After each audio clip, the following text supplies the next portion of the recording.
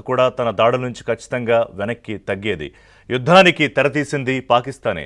ఉగ్రవాద ఘటన తరువాత పాకిస్తాన్కి బీఫిటింగ్ ఆన్సర్ చెప్పడానికి ఉగ్రవాద శిబిరాలపై భారత్ దాడి చేసిన తర్వాత పాకిస్తాన్ మరింత రెచ్చిపోయింది.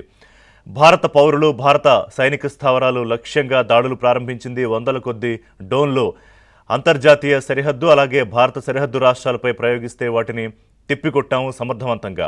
ఆ తర్వాత భారత్ కూడా పాకిస్తాన్ను లోపలికి చొచ్చుకు వెళ్లి డ్రోన్ ఆపరేషన్ చేసింది. ఇక వరుసగా మూడో రోజు కూడా పాకిస్తాన్ కాల్పుల విరమణ ఒప్పందాన్ని ఉల్లంఘించి ఆర్టిలరీస్తో దాడులు చేస్తోంది. అలాగే చొచ్చుకొచ్చే ప్రయత్నం కూడా చేసింది. ఇన్ఫిల్ట్రేషన్ ప్రయత్నాన్ని బీఎస్ఎఫ్ జవాన్లు అంతే సమర్థవంతంగా తిప్పికొట్టారు.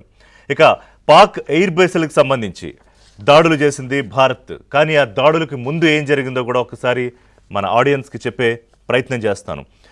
పాకిస్తాన్పై భారత్ ప్రతీకార దాడి చేయడానికి ముందు పంజాబ్ లుధియానా ప్రాంతంలో భారీ పేలుళ్లకు పాల్పడింది పాకిస్తాన్. జలంధర్ ఆర్మీ క్యాంప్ సమీపంలో ఉన్న డ్రోన్ కదలికలు గుర్తించి ఆ డ్రోన్లను కూల్చివేయడం జరిగింది. అర్ధరాత్రి సమయంలో మరో 2 సార్లు డ్రోన్లతో దాడి చేయడానికి ప్రయత్నం జరిగింది. కంగ్నివాల్లో కారుపై పడిన రాకెట్ లాంటి ఒక వస్తువుని కూడా గమనించాం. జండూ సింఘ గ్రామంలో డ్రోన్లను పేల్చేశాం. ఇంటి బయట నిద్రిస్తోన్న వ్యక్తిపై డ్రోన్ శకలాలు కూడా పడ్డాయి. ఇంకా ఎటువంటి నష్టం జరిగింది అనేది కూడా పూర్తి స్థాయిలో బయటికి రావాల్సిన పరిస్థితి. పాకిస్తాన్ బాలిస్టిక్ మిసైల్స్ కూల్చివేసిన భారత్.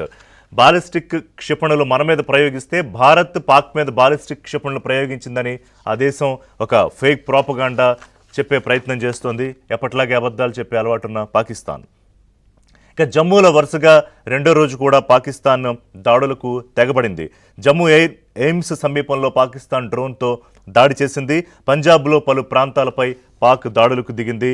భారత భూభాగంలోకి యుద్ధ విమానాలతో ప్రవేశించి అటాక్ చేయాలనే ప్రయత్నం చేస్తే, అలాగే భారత్ ఎయిర్ బేస్ లక్ష్యంగా దాడికి ప్రయత్నం చేస్తే దాన్ని అంతే ఫాస్ట్గా కౌంటర్ అటాక్తో భారత సైనిక దళాలు తిప్పికొడుతూ ఉన్నాయి.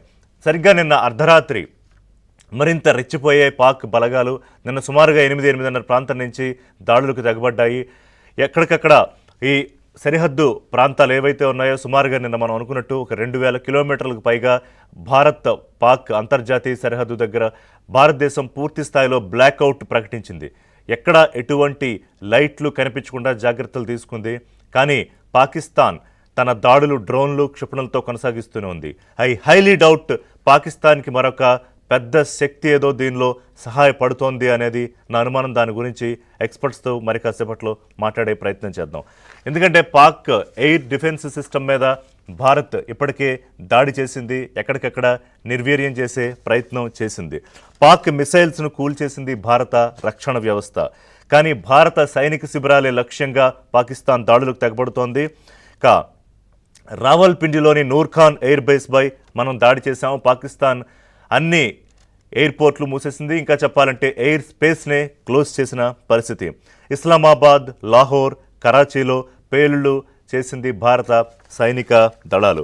వరుసగా మూడో రోజు కూడా కాల్పులకు తెగబడి భారత పౌరులే లక్ష్యంగా మిసైల్ దాడులకు పాల్పడుతోంది పాకిస్తాన్. అలాగే డ్రోన్ దాడులకు పాల్పడుతుంటే ఎప్పటికప్పుడు తిప్పి కొడుతూ ఉన్నాము.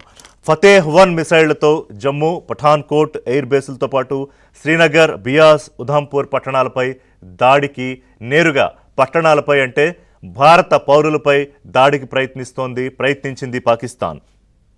దీనికి సంబంధించి కాసేపటి క్రితమే ప్రెస్ బ్రీఫింగ్ జరగాలి. అయితే ప్రస్తుతానికి ఇంకా హై లెవెల్ మీటింగ్స్ కొనసాగుతూ ఉన్నాయి. ఢిల్లీలో భారత త్రివిధ దళాధిపతులు, రక్షణ శాఖ మంత్రి, అలాగే చీఫ్ డిఫెన్స్ ఆఫీసర్, ప్రధానమంత్రితో హై లెవెల్ మీటింగ్స్ జరుగుతూ ఉన్నాయి. బహుశా దానికి సంబంధించిన బ్రీఫింగ్ పూర్తి స్థాయిలో ఇవ్వడానికి, ఎందుకంటే దాదాపుగా మిలిటరీ ఆపరేషన్ ప్రారంభించింది పాకిస్తాన్ భారతదేశంపై. ఇప్పటివరకు ఇటు ఉగ్ర స్థావరాలపై మనం కొడితే మన సైనిక స్థావరాలు లక్ష్యంగా పాకిస్తాన్ చేసుకుని మరికొంత ముందుకొచ్చి అంతర్జాతీయ సరిహద్దు అలాగే ఎల్ఓసి దగ్గర భారత సైనికులపై, భారత